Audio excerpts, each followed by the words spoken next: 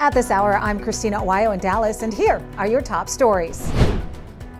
The Michigan Secretary of State, Jocelyn Benson, is working to defeat legislation that requires proof of citizenship to vote in federal elections.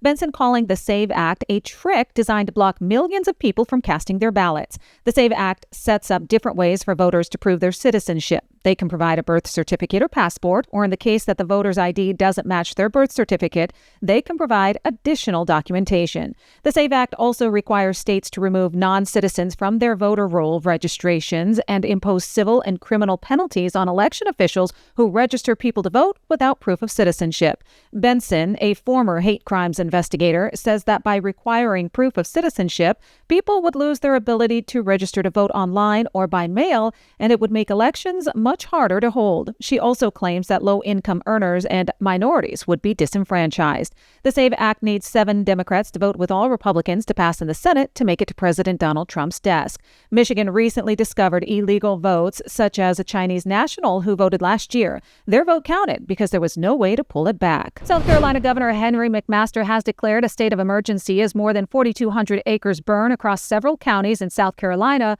over the last 7 days. So far, more than 175 fires have been reported nationwide, with more than 1,500 acres burned in the Carolina forest alone. Evacuations have been ordered in multiple neighborhoods, while more than 400 personnel and aerial water drops have been deployed.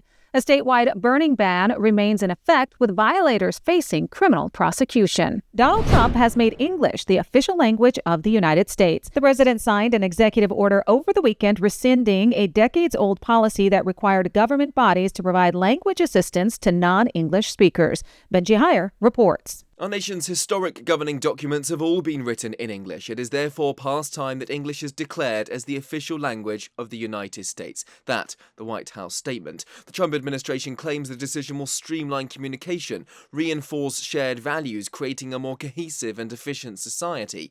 It marks the first time the US has designated an official language at the federal level since the country was founded almost 250 years ago. The UK says it's working on a peace deal for Ukraine to present to President Donald Trump. London hosted Ukraine's President Vladimir Zelensky at a weekend summit after his falling out with the president and vice president at the White House last week. President Donald Trump is celebrating the historic low border crossings during the first full month he's been in office, saying apprehensions at the southern border are at a record-setting low.